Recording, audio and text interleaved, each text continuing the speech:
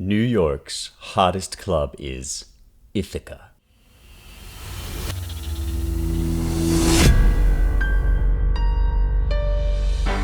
This place has everything. It's got a horde of bloodthirsty and inconsiderate suitors waiting to slaughter the master of the house and his son the moment they return home. It's got a faithful nursemaid who recognizes the baby she held in her lap even when he comes back disguised as an old man. It's got a loving wife who's been waiting at the loom for 20 years for her beloved husband to at last return. It's Ithaca, New York's hottest club.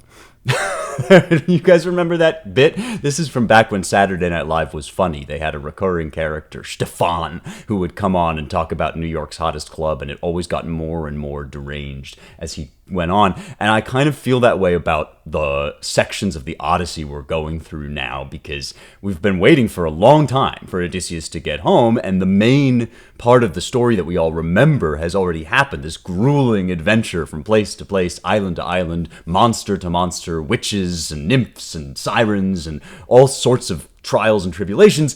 And now he comes back home, and it's like there's a whole series of books left. There's just a bunch of adventures still to come in Ithaca, and we've been talking about them and how they all help Odysseus to return, reintegrate into society over the last several weeks. We are really at the threshold now. This is our second to last Homer episode. I'm going to talk about the plan that Odysseus puts in place to overthrow these usurpers, the suitors that have been eating up his house and home and bothering his wife and threatening his son, lying in wait in ambush for Telemachus when he comes back home. Remember that last week Telemachus and Odysseus were reunited, and they at last got together to make a plan.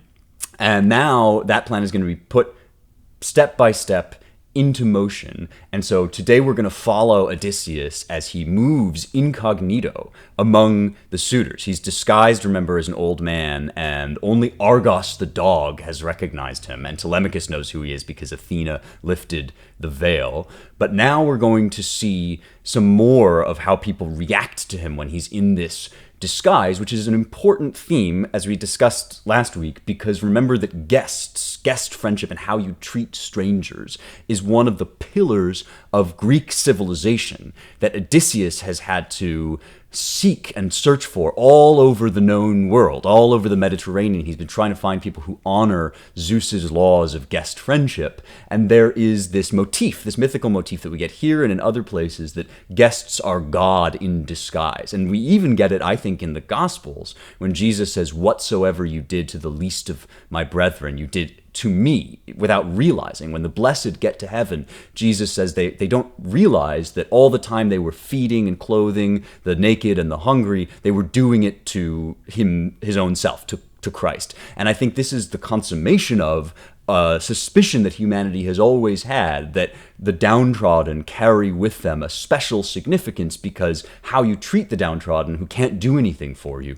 reveals something essential about your character that's very close to divinity and to the Godhead. And that's obviously the Christian claim, is that God himself not only takes on the form of a stranger, of a lost one, of somebody who's been beaten down, but also then reveals in us what's in our hearts by the way that we treat the least among us. And this intimation, or this moral impulse, is expressed in the concept of guest friendship as well, that guests are a gift from Zeus. Even a small gift is welcome, and these are the things this is how we know the good guys in the Odyssey, is that somebody like Nausicaa can say, "Ah, yes, you are welcome. I don't fear you. I'm going to take you in." Odysseus has had to learn now. He's having to recover his own openness to that idea, which will require him to reestablish himself in a place of civilizational security. Because remember, only once you have put your own house in order can you open it to guests in this world that Odysseus is in. And now he is going to have to take on the position of the guest in order to see what is really in other people's hearts. So if it's true that the guests kind of reveal our hearts, or that suffering gods, or gods in disguise, or even Christ himself in disguise, in his need, reveals what's in our hearts,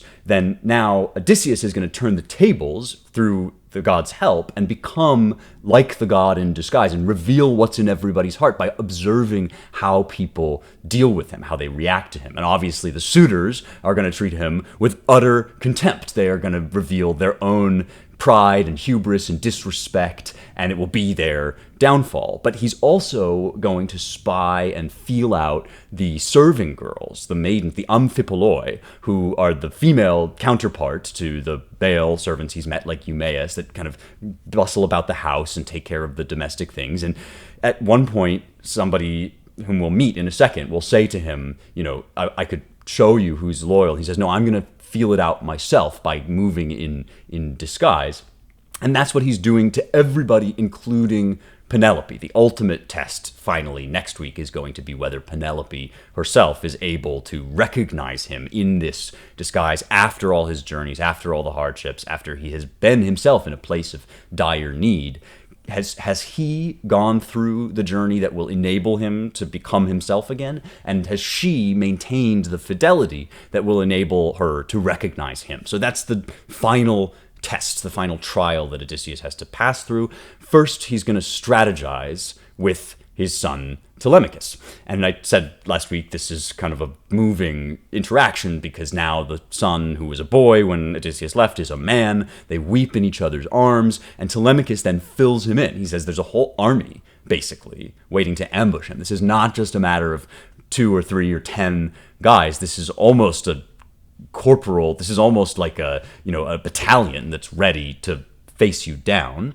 And so Odysseus comes up with a plan. He says we're going to hide all of the weapons, because remember the suitors are kind of encamped in Odysseus' home turf, and so they have control over his resources until he can find a way to get them off guard and unarmed. So he says we're going to hide all the weapons except for a few that we will use, and we'll give the pretext that we're just moving them out of the smoke from the fire, but we're really going to hide them away so that the suitors will be vulnerable, and then once they have misjudged us, underestimated us, once their scorn has been their undoing, we will leap up and destroy them.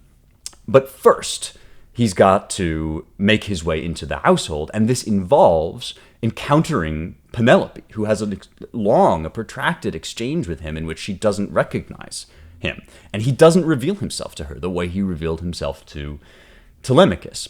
And many readers throughout history have wondered why this is. Why doesn't he just fall into her arms? And remember, Athena actually says a hint about why that is. She says, what I love about you, Odysseus, is that you don't do what most people would do, which is instantly, out of sheer relief, just rush back into your halls. No, you want to test and try and figure out whether this really is the place that it seems to be, because you've been burned a lot of times and because now you have this kind of layer of protection. And part of his journey at this stage is then figuring out when to let people in through that layer. And somebody wrote into me, one of the veterans that listens to this podcast has been tracking some of the stuff I've been saying about Odysseus as a veteran coming home from war and how he represents in many ways this experience of having to let go of the trauma, but also the excitement of war and its associated camaraderie and reintegrate into society. And this listener wrote in to say that apparently there's a thing that soldiers talk about. There's almost a meme that soldiers have where they talk about this guy Jody. And I think I'm getting this right, that Jody is the guy who sleeps with your wife while you're away. So in the barracks or in the mess hall or whatever, when soldiers are talking, they talk about Jody as like this stand-in for the guy they're worried about. And that's basically Odysseus' worry here too, has Penelope been sleeping with Jody? And it's not an idle worry, because remember that we have the counterpoint, the foil story of Clytemnestra and Agamemnon, the picture of the unfaithful wife that embodies the fears that Odysseus might have. And so his last hurdle with Penelope is to get over that fear and to see that she has proven faithful, that it is possible for people to be faithful to one another over all this time, even though she's had plenty of opportunities, and some would even say good reason to give up and marry somebody else. Remember that it's not like she's waiting for a guy who's just taking too long at the store, but she knows he'll come back eventually. She's surrounded by people who tell her to simply give up because he's been gone for so long, who knows where he is, and she's got responsibilities to the household to fill this void and appoint a new master of the house. Now, it must be said, the available candidates leave a great deal to be desired. So, on the other hand, it's not as if Penelope has had so many awesome options in front of her. These suitors break every law of guest friendship. Their character is revealed in the way that they mistreat her generosity and abuse and take advantage of the situation of vulnerability that she's in. And that's why Telemachus has to step up instead of a suitor to be the man of the house. But Odysseus doesn't really know most of this. He's only had a brief field report from Telemachus, and he has to figure out where he stands in relation to all of these people that he's left behind. He's seen now where he stands in relation to his faithful servants, guys like Eumaeus, the swineherd, whom we met earlier, and that this is an important part of who he is in this place, that he still is for some people. Some people have retained the memory of him as the good and kind master. And that's an important thing for him to learn as he discovers what his identity is now as the man who has returned home. But he now has to find out where he stands with his wife. And so he tests her in all of these different ways as he sort of pretends to be this beggar, tells all sorts of stories to all sorts of different people about where he comes from, and even prophesies his own return to see how Penelope will react. And of course, she passes every test, and this is what's so beautiful, is indeed she has remained faithful, so she's able, without even knowing who Odysseus is, just her unguarded, frank confession to this supposed stranger that she's waiting for her husband, and she can't bear to stand the thought of marrying a suitor, so she's been holding them off. All of that comes through in what she sees, and Odysseus is, of course, longing for her, yearning for it to be true, but really wants to test it out. And in the midst of all this, we have one of the most famous and moving episodes of the entire poem, because as Penelope is giving this stranger, this old man, a welcome, she calls over her faithful maid, Eurycleia. It's a name that means widely known or widely famed. And fascinatingly, this is in some ways, the mirror image, the flip side of Odysseus' mother's name. So Odysseus' mother is named Eurycleia, which means unfamed or without fame, and Eurycleia is widely famed. And so it's very clear from Homer's naming that this is a kind of mother figure for Odysseus. And we discover that, in fact, she reared him. In the ancient world, it was a common practice for those with the resources to hand off their children to a nursemaid, a wet nurse, who would take care of the baby and do all of the stuff that now new parents always complain about that's so difficult, the long waking hours, sometimes the breastfeeding, all of the childcare that was most laborious was taken care of by the servants so that the mother of the house could take charge of could continue to run the household economy, could continue the weaving and the work and all of the stuff that kept the house running. This was not, some people would caricature this as a classist, entitled, abusive practice, and I'm sure that there were people who abused this practice, but like everything, we've encountered so many institutions of the ancient household in this poem, which are different from ours, and which would probably be unjust if we did them in our conditions, but which actually in themselves at the time make a certain degree of sense. It's not that they're perfectly egalitarian, but they may in fact be fair or appropriate to the situation in which people find themselves. And this is one of them. So you have a household, an oikia, which is lorded over by the man who has ownership of the property and who deals with external threats, who defends the home, who negotiates with the other men in the community, or if in Odysseus' case he's the king, he runs the community at large. And then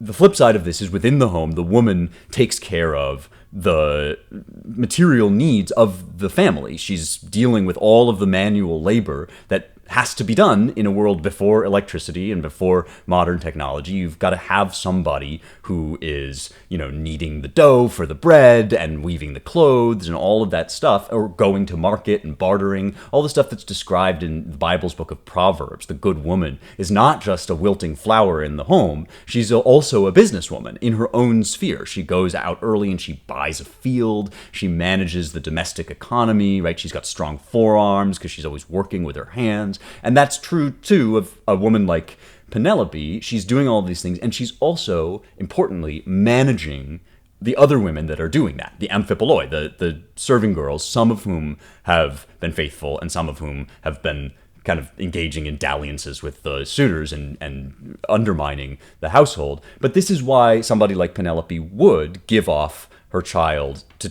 be taken care of throughout most of the day by one of those serving girls so that she can manage the affairs of the house at large. And this seems to be what happened to Odysseus too when Eurycleia gave birth to Odysseus, that she gave her son over to Eurycleia. And again, that name is clearly meant to imply that this was a joint effort in mothering, that there was a kind of symbiosis or a positive relationship between these two women in this family, the woman of the house, the wife of the house, Eurycleia, who gave her son off to her second in command, or her skipper, right, essentially.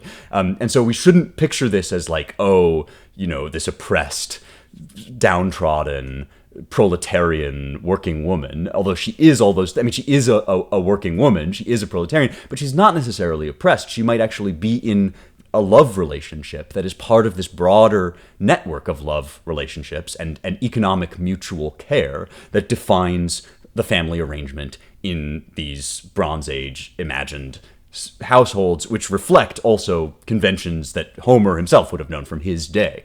So that's who we're meeting in Eurycleia. We're meeting a valued and important member of the family who has a very intimate relationship with Odysseus, almost adjacent to his mother. And remember that he loves his mother very dearly because he met her among the shades of the underworld and was terribly grieved to discover that she had died waiting for him, essentially. And so this is the closest thing. Eurycleia is the closest thing he has left to a mother, and in turn, a mother is the closest thing that a man who is the head of a household has left to somebody with whom he can be completely tender and vulnerable. Somebody who, in a manner of speaking, changed his diapers, right? Somebody that knows him down to the ground, can't possibly be ashamed of anything he can come up with, has seen the good, the bad, and the ugly of him, right? Has seen him like when he couldn't even control his own bowel movements. And this is a profound relationship, I think, especially for a man. We've talked a lot about men's relationships with their fathers in this poem, because the emptiness of that fatherly position for Telemachus is so important. And we see now with the reunion of Telemachus and Odysseus, we see what fathers do for young men. They give them this direction, right? Now I'm going to tell you the plan. That's what Odysseus gives to Telemachus. But that means that Odysseus is in this role where he has to know what to do all the time, right? And he needs, I think all men need, somewhere that he can take his weakness and his vulnerability and be just totally transparent to somebody. And nowadays, we say that should be your spouse, or a lot of people say that should be your spouse, or even maybe one step further, people say, no, men should be way more vulnerable and open to the world. We should cry in public. We should be a lot more kind of tender and show our weakness and all this stuff.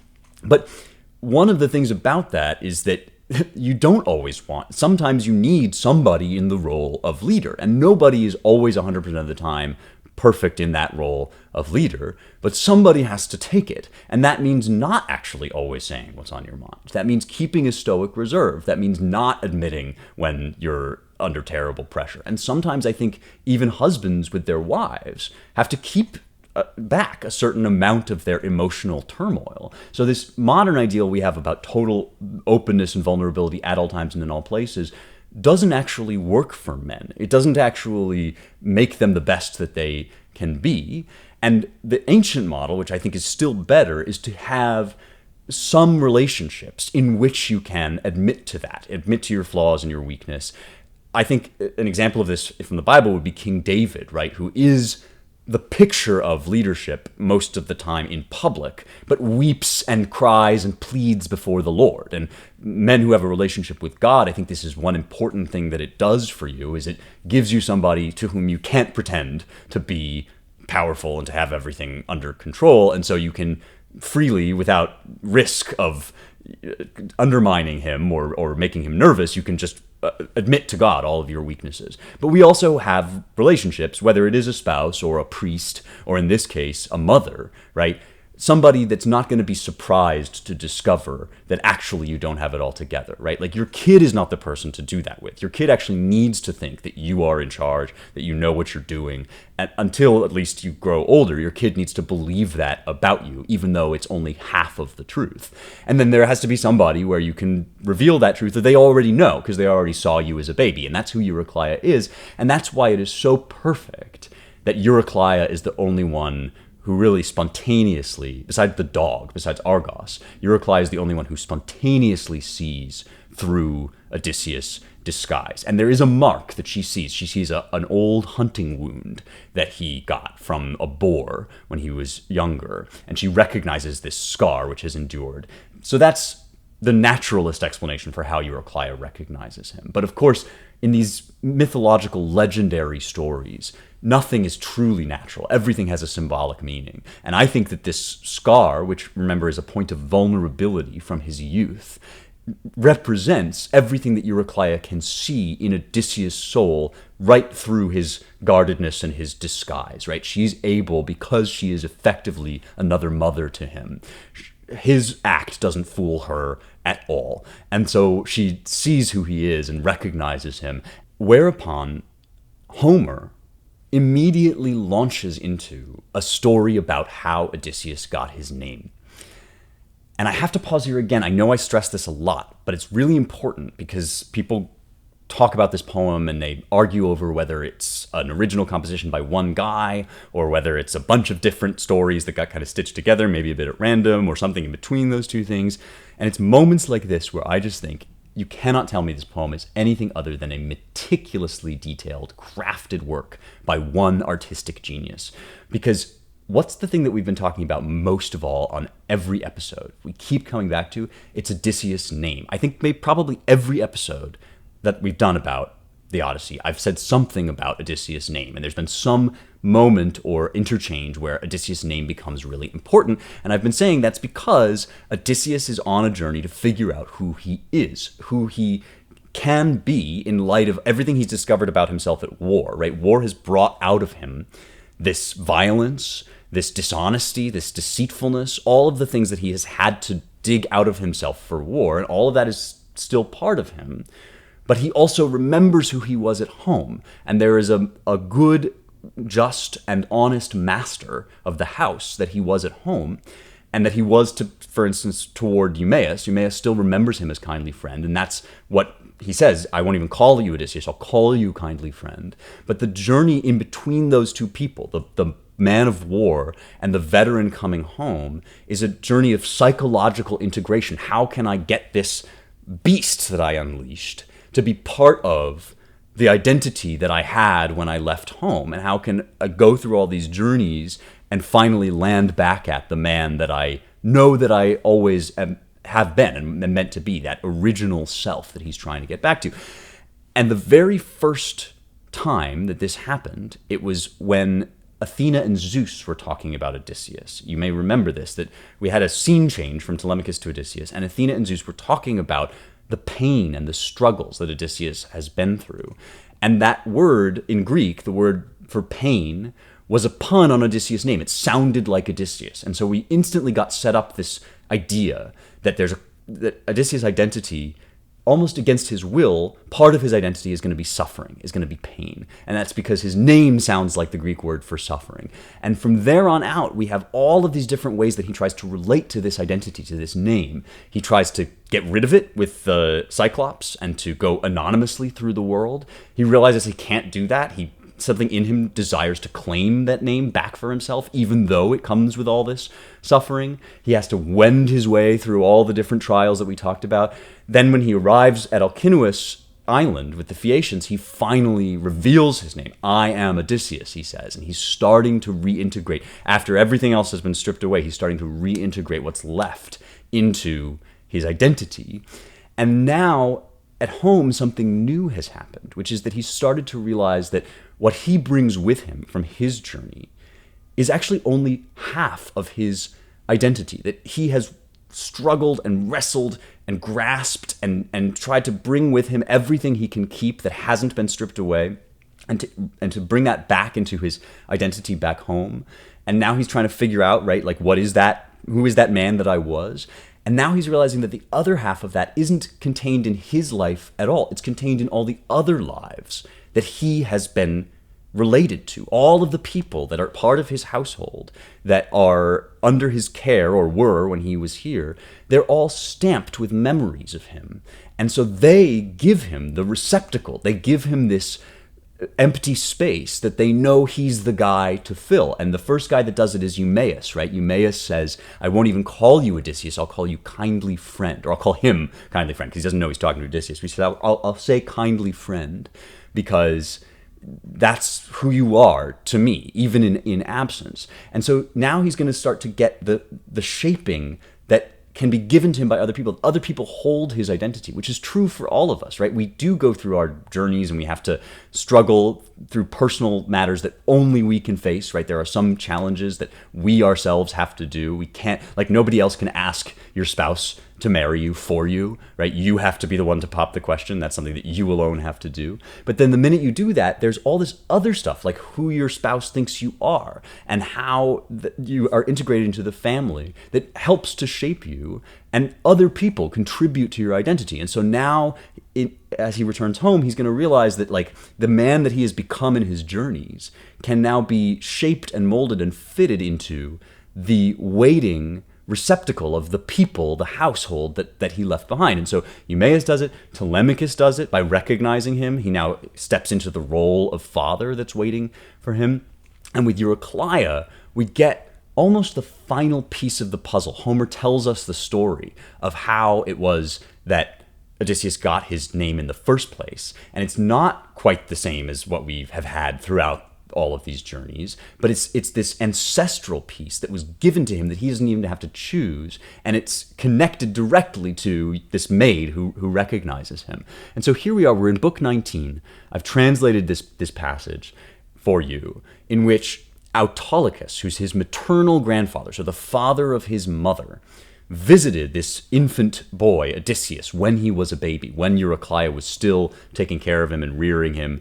And Eurycleia came after the meal that the family had had and gave this boy to Autolycus and said, give this boy a name. And it's not an easy story. It's actually, I find it a very painful story to read for a reason that will become clear in a second. So here it is. This is my translation from book 19. Eurycleia dropped the baby upon his welcoming knees as he came to the end of his meal. This is Autolycus, his grandfather. As he came to the end of his meal, and she spoke to him, called him by name. Autolycus, you're the one who must now find a name to bestow on your darling child's child. He's an answer to prayers you've long prayed. Autolycus spoke to her in return, and he gave this answer. My own son-in-law and my daughter, I'll tell you the name you should give him. I have arrived at this point after seething with rage at so many men and women alike on the earth with its human burden. So let him be named with the name Odysseus. There is obviously a pun here, or maybe not so obviously from the translation. There's a pun in the Greek. Ego ge odusamenos tod hikano. I come here after having seethed with rage. He's saying, my life has been a life filled with anger. And there is this ancestral anger in Odysseus' past. And he doesn't tell us exactly what has caused that anger or what sorts of grief or trauma he's been through, but he basically dumps this ancestral trauma onto Odysseus. And he says, let him be called by the name of my rage, which is, from one perspective, like an awful thing to do. But from the other perspective, of course, it's just what always happens to all of us.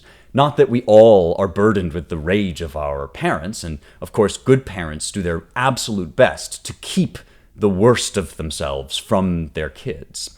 But the sad, tragic reality of the broken world that we live in is that even good parents who try really hard to break cycles that they lived in, it is possible to raise a child well and to make it healthy psychologically, but there is no such thing as a perfect parent because there's no such thing as a perfect human.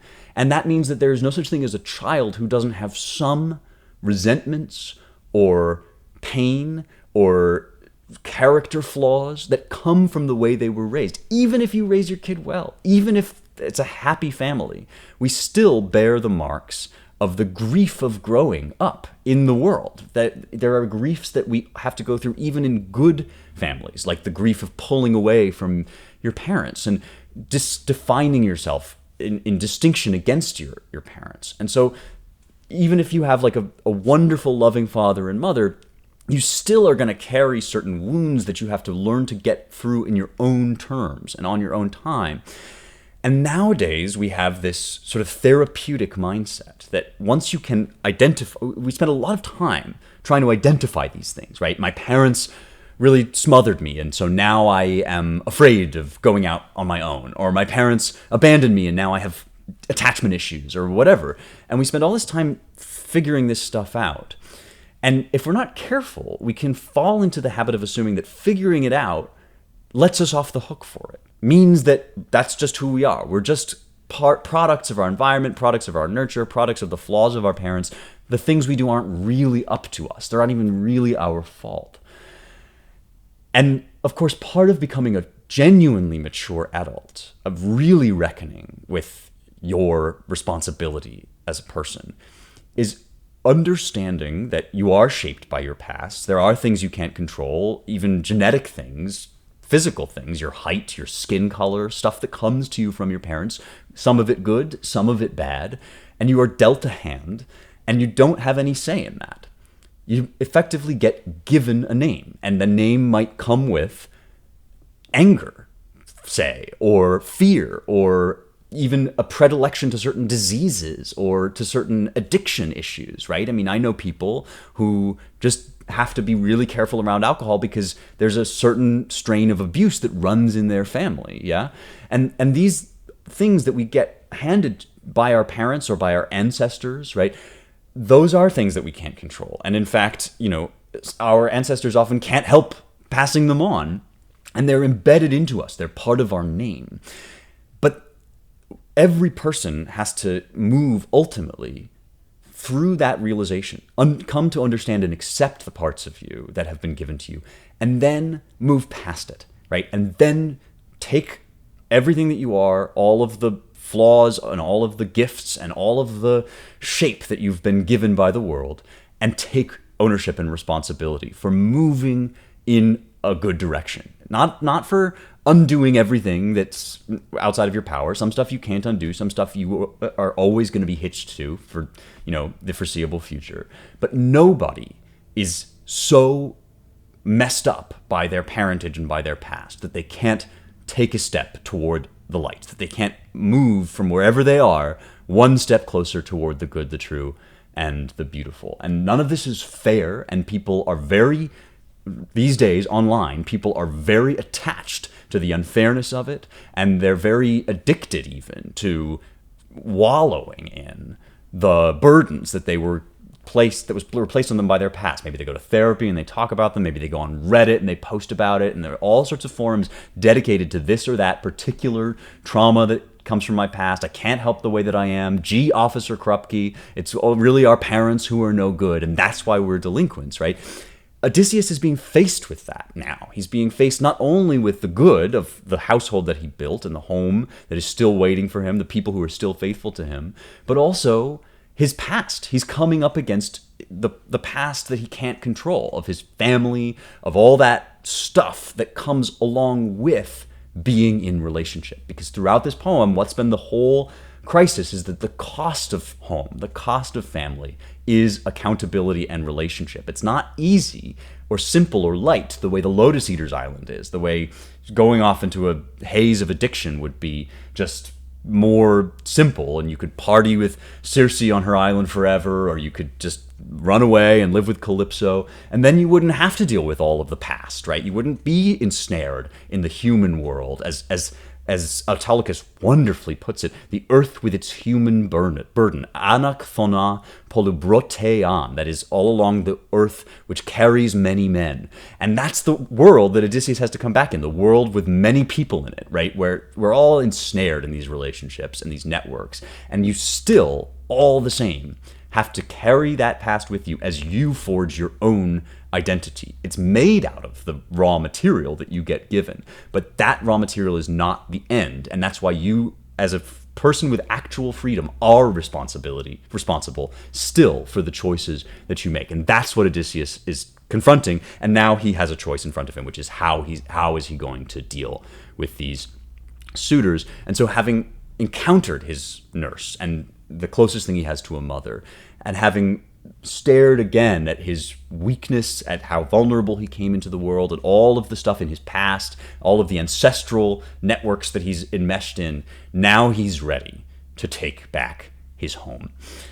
And he does this in cahoots with Telemachus and Athena.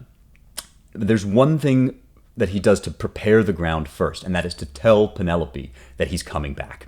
And it's really cool, because he gives this prophecy. He's like, I bet that guy Odysseus, remember, Penelope doesn't recognize him. She doesn't have the same connection to his most intimate parts that Eurycleia does. And so she doesn't see him. She still doesn't know that it's him, and she almost can't believe it. So she tells about, first she gets this prophecy that the stranger's coming home, and then she tells us about this dream. It's almost funny. She has this dream about an eagle that comes and kills a bunch of birds. And she's very distressed by this because she liked the birds. She was actually kind of attached to the birds. And then the eagle says, let me interpret this dream for you. This is a dream about how Odysseus is going to come back and kill all the suitors. So there's something there about, has Penelope been tempted? Have there been some suitors that have maybe been kind of appealing to her? Has she gotten so comfortable in this sort of halfway house where she is that she's almost attached to her gray existence where the suitors eat up all her house and home and property? Something is going on psychologically where she gives you this dream where she's like, I sort of liked those birds.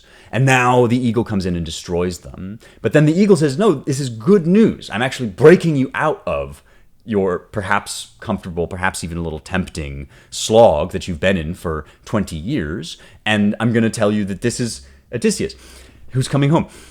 And then Penelope, and this is so human because I think she really doesn't want to let herself believe yet. She says, what can this dream possibly mean? And it's almost like some sort of, if you picture it online now, if this were a tweet, it would be like, Penelope, I just don't know what this dream means. Eagle, this dream means that Odysseus is coming. And then Penelope breaks in, it's impossible to know. We'll never know. She's like, she sort of doesn't want to even accept the prophecy of the good news, not from Odysseus who tells it to her, not from her dreams. And she says this thing that becomes very, very famous and has a long afterlife. So I wanted to read this to you as well. And it's another set of puns, which I've tried to capture in my translation. Puns are very, very difficult to capture in translation. But it's another set of puns about how dreams come to humans and whether we can trust them, which is something that in the lead up to the election, we were all, I think, grappling with. I'm recording this, by the way, in the past. I'm recording this a week in advance. And so you who are listening to me are in the future. You know the future. You already know who has won the election. I hope by a week from now, you already know who's won the election. I'm recording this on election day. And so I don't know anything. And I have been reading the tea leaves too, and I've been seeing significance in every little thing. And the funny part is I actually do believe in providence and I do believe in signs, but I think they only manifest themselves in retrospect, and you only know after the fact that, oh, that was a sign of something. And you can't use it to predict the future, so you're always wondering, was that a sign? Was that a sign? And I guess this is kind of a condition when you're really hoping for something, or when there's something in the future that you really want to know the outcome of. you are always kind of wary of signs, unsure whether your dreams are telling you something, whether there's something in the air or a mood or a vibe. And so here's what Penelope says, again in book 19, and she's talking to the stranger, who is Odysseus, but she doesn't know. And we get this wonderful description of her as periphron, which is like her mind is always looking about. This is how she is really a match for Odysseus. It's like she's very careful, right? In every sense of the word. She cares for the household. She takes care of the small details of everything, but she's also always on the watch and looking at everything from every angle, just like Odysseus is. She's periphron Penelopeia. And so here we go. Then in return, she addressed him, cagey and crafty Penelope. Stranger, dreams are opaque in their meaning and hard to pin down in the form that they come to us, never fulfilled in full among men. They come to us through two portals. Okay, so dreams come through two gates, two doi puli, two portals, twin gates for elusive dreams. One pair is made out of horn, and the other of ivory. As for the dreams that pass through the gates of sculpted ivory, they evade us. The claims they bring with them are never borne out. But as for the ones that pass through the doors made of sanded horn, they are born to fulfillment. Their truths come to pass before our eyes. But my own baffling dream didn't pass that way, I don't think. If it had, what a welcome gift it would be to me and my boy. You can hear all the longing in her voice, but she doesn't want to let herself believe. And we've talked before about hope, right? That it's really hard to know what the right psychological posture is toward hope, because we all want to avoid disappointment. And my personal stance is that you actually can't avoid disappointment, and you shouldn't want to if disappointment is a real part of your experience, that you should be seeking honesty at every level of existence, of every emotional experience you're having, including hope. You should be honest when you hope. You should be honest that your hope is only a hope and not a prediction, and you should be honest if you are disappointed. But it's very, very hard to do that, very painful, and so we often retreat into, well, I don't think that's real. I don't think this dream is one of the true ones. It's not one of the ones that came through the gates of horn. So here's this image that there are two gates that the dreams come to us through, and later on, in later mythology, these gates will be depicted in the underworld. So it's in the underworld that dreams basically live, and then they come up into the real world of human beings through these two different gates. And the ivory gates are the deceitful ones. They're so polished and beautiful, I think we're supposed to believe, but they never materialize. And so there's an implication here for Penelope that there's some things that are just too good to be true, that this is this shining ivory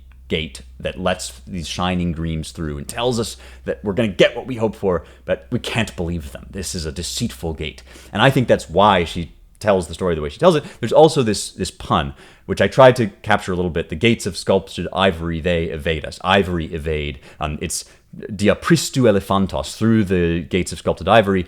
Hoi delephairon tai. Elephiromai means to deceive or to cheat or mislead. And so ivory and cheat sound like the same in Greek. And then horn and fulfilled sound the same. So keraon, they come through the gates of keraon, and they krainusi, that is, they are fulfilled. So I tried to do, gates of sanded horn, they are born. Horn and born, ivory evade. It's not perfect. This is an example of a difficulty level extreme version of translation. Puns are really, really hard because you have to get two words that fit the poem, that sound good, that aren't silly, and yet also have some kind of shared sound profile that makes the connection between them. It's much clearer in the Greek than I've been able to make it in the English, but you still get it, right? So here, I think that what Penelope is basically expressing is a vision of the world, that the dreams that come to us through the gates of ivory seem so soft and beautiful, but they are illusions.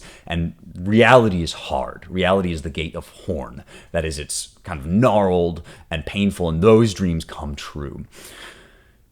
That idea, or that picture of this idea, it was very, very powerful, was very arresting for people. There's a point at which Plato makes use of it, has Socrates sort of allude to this, and most famously, we will get to this when we do the Aeneid, which is up next. We're going to talk about the Aeneid, and Virgil has Aeneas go down to the underworld and see the whole future of Rome, and imperial Rome, because remember, Virgil's writing in the Augustan era, this new dawn of a new regime, and they're going to take over the world. And Augustus famously boasted that he found Rome made of stone and left it made of marble, which is very similar to ivory in some of its qualities. So there's this idea that we're going to have this glittering new Rome, and it's all very triumphalist. And most people have read it as triumphalist, but then on their way out, they go out the gate of ivory and not the gate of horn. And as a reference to this poem, which will clue you in as to what to expect when we talk about the Aeneid, it's always basically taking these Homeric poems and putting Rome into them and messing with them and experimenting with them, and Virgil would probably say one-upping them. But of course, this has puzzled commentators forever, right? Why is this dream of Rome a dream of ivory? Why is it a dream of deceitful, misleading falsehood, right? Which is what the gate of ivory means. Is it because Rome glitters and is beautiful, but really isn't what it claims to be? It's not the true world order? Is it because these things that we hope will come to pass will vanish in the end like a dream? Or is it because Rome is too good to be true? And in fact, it turns out that Penelope's dream does come true, remember, right? This is something that people come to sometimes lose when they talk about this moment in the Aeneid, is they think, well, that just means that Rome is destined to fall or to be bad or something. But actually, if you think about it, Penelope's wrong, right? This isn't a deceitful dream, even though it is a soft and beautiful and lovely dream. So maybe it's not true that all the Ivory Gate dreams don't come to pass. We take this as gospel because it's such an iconic image, but actually, Penelope's isn't right. She's actually been visited by a true dream. It's very subtle and complex psychologically and symbolically and mythologically, but we're not yet ready, right? They're not yet ready to reveal to Penelope that what she desires is right on the other side. And so she's not willing. She's kind of stuck in her world, which is not a pleasant world, but it's a world she knows and she can deal with. She's got her coping mechanisms in the absence of her husband that have to do with weaving the shroud and so on and so forth. We talked about that already. But these gates are very important. These gates have their own Wikipedia entry. You can go find Gates of Horn and Ivory on Wikipedia. So that's how significant this image, like a number of images that we've encountered, that this one is very long-lasting and profound. One last trial awaits, however, and that is the actual destruction of the suitors, which is now going to kick off. And I'm going to tell you just the opening cliffhanger, because book 21 ends with the most amazing cliffhanger. And book 21 is the story of the bow and the axes, which you may know about. It's a famous story, one of the most famous parts of Odysseus' Homecoming. It's also, if you've ever seen a movie that was funded by TSG, which is this movie finance business that's been around for a long time. You know, in movies, when they open the movie and before everything else, before even the opening credits, usually you get like the studio's logo plays and it's got this little animation and there's all these different ones, and MGM has the lion roaring and all that stuff. Well, TSG, which is a somewhat more obscure financial body, it stands for the Selig Group. I'm actually not sure how you pronounce that, but the Selig Group, TSG, their logo is a guy shooting an arrow through a bunch of hollow axes. You can look this up. And if you go see a movie that has that, you will now forever know, if you didn't before, that is a reference to this story, which is a story of Odysseus finally revealing that he's not quite the useless beggar that they've all taken him for. And he's been kind of messing around in the house, messing with the suitors. He has a wrestling match with another beggar and causes a bunch of mischief, gathers information, right? Eurycleia is the one who offers to rat on the serving girls, but he says, no, I've got it covered. I'm performing a reconnaissance mission here. And so that's what he does. He kind of stays undercover for a long, long time. And this is the point at which he chooses to reveal himself. So they're staging a competition, which is a competition for Penelope's hand. So it seems like he's arrived at the 11th hour when Penelope is about to finally have to give in and choose a suitor.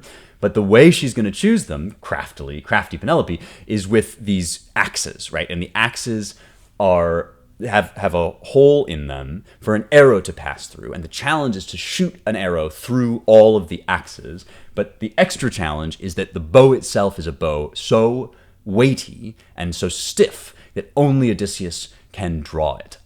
I don't know if you've ever actually done archery. I've done it a couple times in my life. And those of us that don't live in a world where people are constantly shooting arrows, like in war or whatever, we might not realize that archery is really, really hard. Even normal bows, like they take a lot of strength to draw back. And you have to pick one that's sort of suited to your strength. That is, it has the right flexibility for somebody of your size and stature. And so this bow is a sign of what an utter Chad Odysseus is, or was when he left home, right? When he left home, he was in the prime of manhood. He had this bow that only he could draw.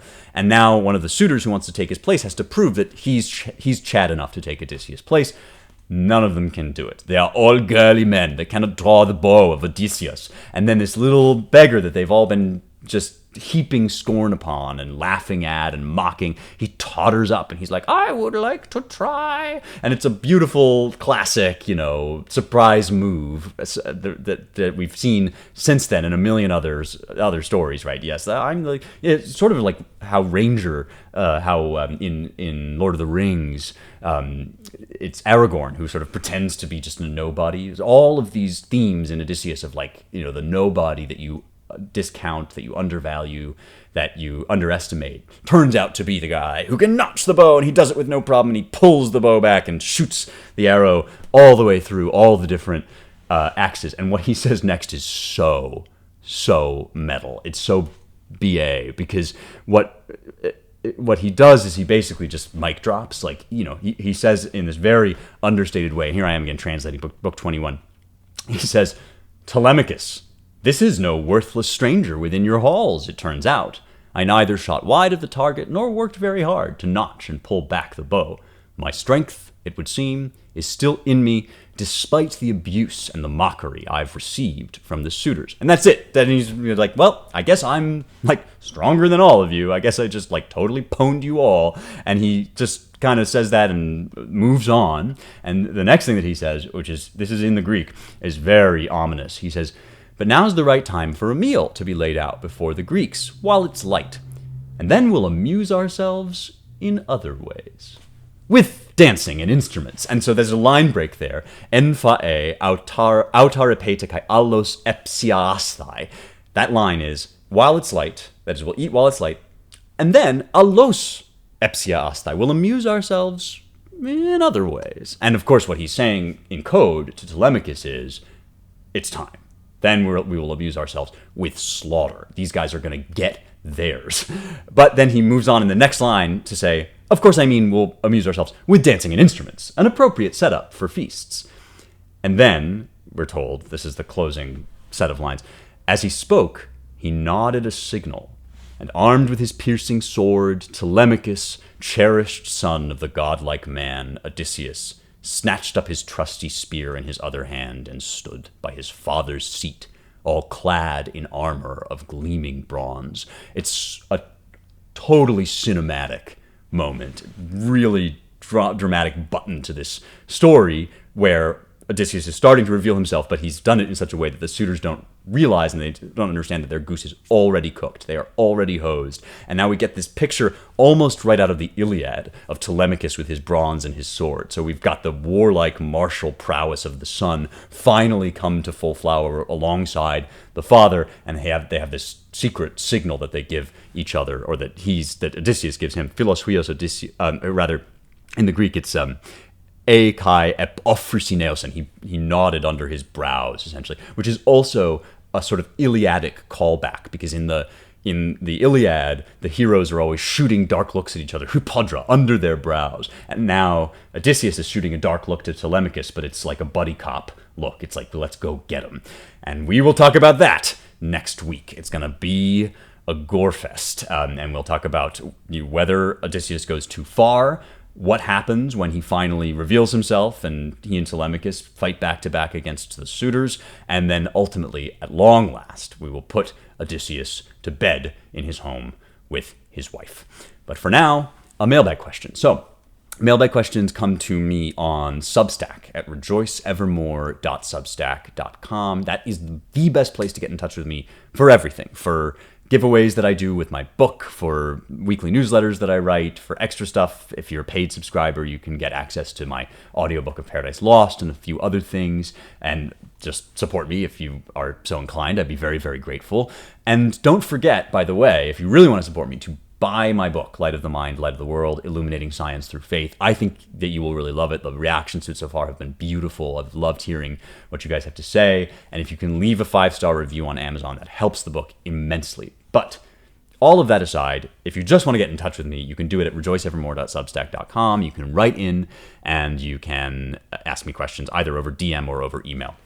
This is a question from Cassandra, who I believe goes by Cassie. I've interacted, Cassandra, with you a little bit online. I think you're called Cassie, so I'll call you Cassie. Cassie writes, how can I share my love of history without it being a career? Am I the only one who plays the Assassin's Creed games just for the Discovery Tours? I had the absolute joy of visiting Rome, Athens, and Rhodes a few weeks ago while I was in Europe for a karate tournament. I was like a kid in a candy shop at the Acropolis and the Vatican and all the museums. I was literally taking notes during all the tours because I don't want to forget a single thing. Someone I was traveling with said they'd never been as interested in anything as I am in history, which was really interesting feedback for me to hear. He said I need to make it my career. I already have a career path ahead of me in karate, though. My question is, how can I share my love of history without it being a career? Well, it's interesting that you asked the question this way, because sometimes people ask me, how can I create a career for myself, in history or in literature or whatever. But Cassie, you have asked a much better question because, and here's what I want to say to you first and foremost, you have already won. The thing that you love about history is history, which means that you love the thing for its own sake, and nobody can ever take that away from you. Whatever you choose to do with this, whether you choose to make a career change down the line, whether you don't and you just integrate this into your life as a hobby and you share it around, the thing that you want out of history is nothing other than history. And I can't stress to you how crucial that is for any aspect of life, but especially for the life of the mind. People are always asking, how can I get published in this venue? How can I get this honor? How can I get this accolade? And look, I want those things too. We all want those things. We all get ambitious and all of that. But if that's the question you're asking, you're probably not going to succeed, because the people that really do this, through all the rejection, through all of the heartache and there's not a lot of money in it for most people, they're doing it for the love of the game, for its own sake. And so my first thing to say to you, Cassie, is that you're already doing it. You're already doing the thing, right? There's not some other achievement you should hope to acquire out of as a result of your love of history. You will get lots of other things. Your love of history throughout your life will confer all sorts of other blessings upon you, just as a love of anything truly good will produce all sorts of good after effects. But the thing that brings you joy is the thing that you already have. And so now your question really is, what do I do about that? How do I integrate this joy into a life that already has a structure, right? I've already got a career path, you say, in karate. I'm already doing things and I have my life set for me. And I think a lot of my listeners are in this position, right? I have found a love of literature. I found a love of history, but I have, 3 kids and a wife and a house and a job. And I can't just abandon all of that. It wouldn't be right to abandon all of that and go off and just study Thucydides or whatever. But that is not the only way, of course, that you can cherish and nourish this love of history. And so everything you do should be aimed at maximizing that true and pure joy that you're getting out of it. And that may ultimately result in you writing some stuff, teaching some stuff. I'm going to get down the line in some of the ways that you might end up doing that practically. But it might just be that this is simply a beautiful part of your life that you cherish in your spare time or in your off hours or whatever. However, I will say this, and I'm 33, so I have no claim to dispense worldly wisdom. I'm not really that old. But even at my age, I have discovered life is long and life is full, unless it's not. None of us can control, right, whether something terrible could happen, God forbid, something terrible could happen tomorrow and we could be gone. But barring disaster, a human life is actually quite long. even though it goes by quickly. And I have had so many things in my life that I thought, well, that was a fun thing that I loved in school, but I had to give that up, right? Singing, acting, physics, right? Things that I loved. And I thought, but I have to really focus and drill down into my career, which is about ancient history and languages and so forth. And I did do that. It's not like I didn't move beyond those things or relegate them to a kind of hobby status. But in the course of pursuing one thing really fully, that is this work that I now do, it turned out that all those other things had a place in that world because I had really clearly defined what my path was in life. That is, I wanted to be a public intellectual, podcasting and writing about the ancient world.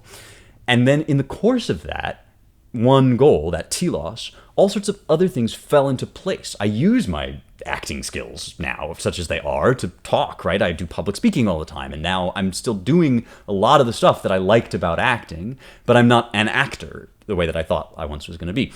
So your life, if you pursue the best of your ability, if you pursue excellence in the life that you are already in, where you already are, you will find over time, maybe not immediately, but over time, that space opens up for all the other parts of you. That's because God made you, and he has a plan for all the things that you love.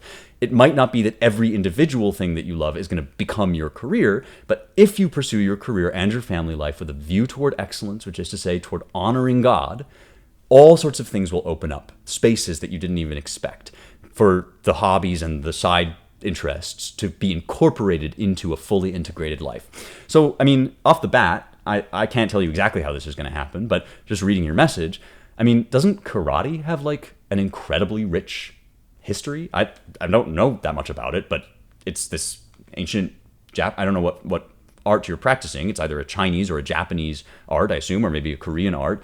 And some of this stuff, like, doesn't it come from rebel organizations of monks, like covertly fighting against? I'm only dimly remembering this from my own karate days, but there's like a ton of awesome history to karate.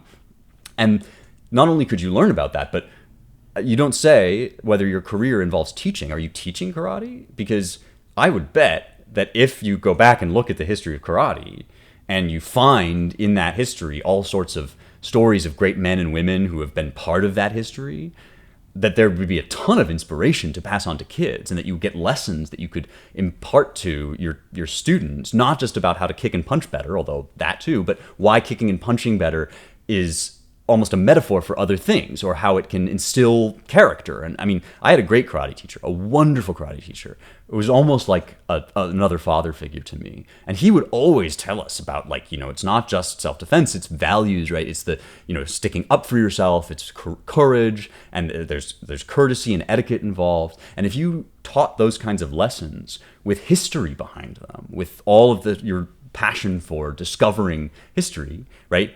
Surely that would be a way of sharing your love of history that would be awesome and would be of enormous service and benefit to the people in your life. And so that's just one example that I can think of off the top of my head of like how anybody out there, whatever path you're in, right, if there's a thing that you love, chances are very good that it can be pressed into service wherever you are. I don't know if you have kids or want kids, but if you either homeschool them or supplement their teaching with homeschool stuff. I mean, I know mothers that homeschool their kids with like Herodotus, and those kids are getting a better education than I got, certainly at that age. And so, you know, if you've got kids in your life, nephews, nieces, children, whatever, that's another amazing way to just give somebody a gift they'll have for their whole lives. And so that's just two possibilities. But basically what I want to encourage you and other people to do is to stop thinking about life as divided into, I have like work that I do, and then I have like life, passions, side interests, responsibilities. We talk about work-life balance a lot, and sometimes that can be helpful if your job is not, you know, directly related to your main passion, or you're in a job that you don't like very much, that you have to take in order to support your family. Like, I respect that, and if that's true, you should really maintain the boundaries around that work so that you can also pursue all these other things, because your life isn't just about your job. But even in that situation, your life is also not divided into work and life. You have one life, and it's all an organic whole, and it should be defined first and foremost by honoring God, and then it should be subsequently defined by thinking about what honoring God looks like in every area of life. And you might find that as you do that, all the parts of you start to integrate, and your work and your life and your play all kind of relate to one another and can bolster one another. It doesn't mean that you won't do some things at some times and other things at other times. We go through seasons. Every day I work from a certain hour until another certain hour, right? And then outside of that, I'm reading for my own enjoyment, or I'm seeing friends or whatever, right? We do have different times of the day when we do different stuff, but that's not because we become different people, or because, the stuff that we do in work has no bearing on what we do in life. A lot of the time, actually, the stuff I discover in random conversations with friends makes its way back into my work and informs what I'm doing. And I think like all of us can, if we set our minds to it, get past that idea that your hobbies have no place in your work and your work has no place in your hobbies. We're whole entities. We're organic wholes made by God. And so I will close with something that I've always loved, which is this thing that my history teacher had on her door when I was a kid. And by the way, Cassie, I wouldn't rule out the possibility that you may find yourself doing something like in the community as a history teacher, maybe volunteering at your church. Maybe, the career that's set out for you is not the only career you'll ever have. I don't know. I can't tell you that. But my history teacher, when I was young, had this little sign on her door. And I think it's an anonymous quote. I don't think she ever told us who said it, but it just said, "The true master of life lets others decide whether he is working or playing. To himself, he always seems to be doing both." And I think that's beautiful, not because your work will always be fun, not because you will always do something you love. You might have to do something that you don't love.